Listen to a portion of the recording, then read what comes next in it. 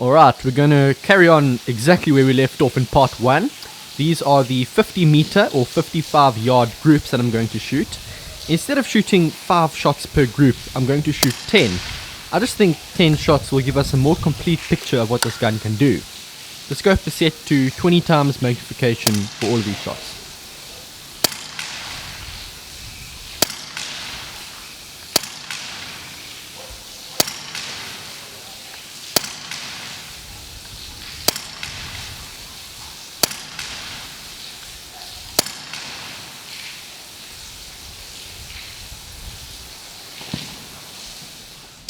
Okay, I'm a little bit disappointed with those 2 flyers, the one far top left over there and the other one off to the right, but the other 8 shots all pretty much went through the same little spot there, and at 50 meters I think that's pretty decent. What I'm going to do is I'm going to shoot one more group to the right here, but I'm going to turn the velocity down probably about 30 feet per second or so. It was shooting at 930 feet per second over there, but I'm going to turn it down to about 900 or so, and we'll see what the group looks like on the second piece of paper. I'm also not going to shoot through the scope cam on the second piece of paper. I'm just going to put the camera down here and take 10 shots on this target, and hopefully the group is a little bit better with no flies.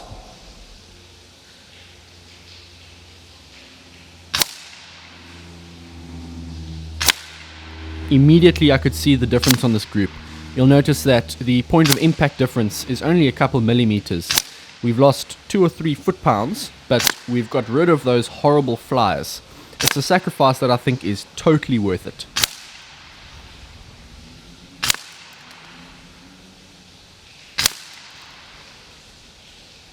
Now that is more like it. That is a 15 foot-pound gun at 50 meters. I think that's done a pretty good job. If I discount these 2 flies over here, this group would be smaller, but flies are not what you want in your groups.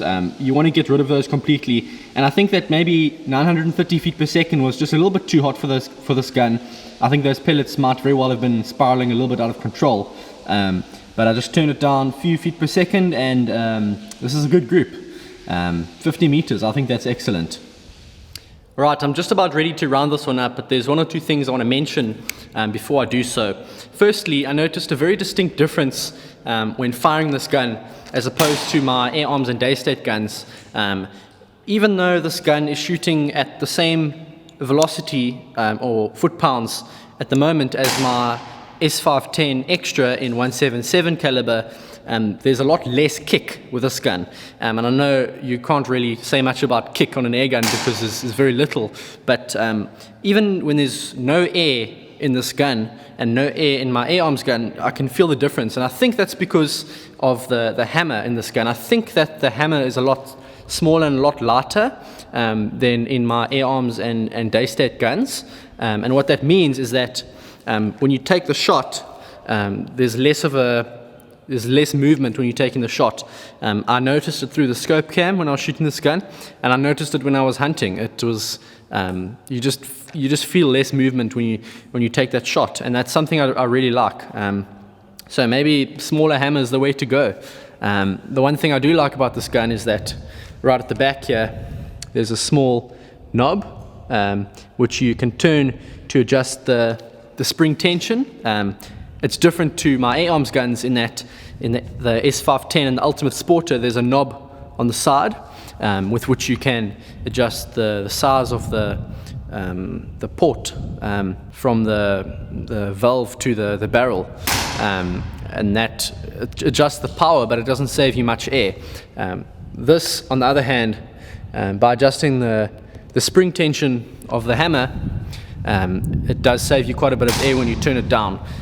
The owner of this gun had this gun set to 12 foot-pounds and was getting way over 200 shots per fill. I have it now set to between 15 and 18 foot-pounds, and still getting plenty of shots per fill. I'm really enjoying it.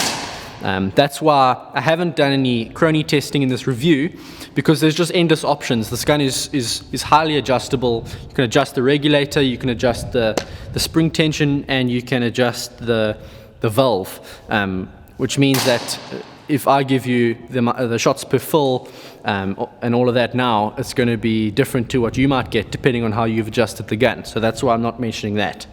The other thing I want to say is that while there's a lot of talk about bullpups all over the forums, a lot of videos out there, a lot of guys really like the bullpups, and I like this gun too. But there's something you've got to remember, and that is that with extra length on your gun, it becomes easier to keep the gun still when you're shooting it. That's why you don't see many people shooting bench rest with bullpups. You guys prefer the longer, heavier guns because those are the guns that have more inertia. They're more difficult to jerk while you're about to take the shot. And that's something that I do like about the Ultimate Sport, the A-Arms Ultimate Sporter. It's a lot longer, it's heavy, it's easy to keep still when you're bench rest shooting. But when you're carrying something out in the field, this thing is great. You just hold on to this handle here or hold on to the back piece, carry it around, you can keep your arm straight, and it's really easy to be comfortable with when you're out in the field hunting. It's easy to maneuver through the bushes, whereas the longer guns are a bit more cumbersome. And lastly, in closing, I want to say I really enjoyed having this gun in my possession, even though it was just a week or two. I'm actually quite sad to have to give it back. That being said, though, I'm going to save up. I'm going to get myself a bullpup. I'm going to choose between, I don't know, maybe a Kalibrgun cricket like this one, but in 22 caliber, or an FX Wildcat. I think I've been looking at the Wildcat for a while. It looks like a really nice gun.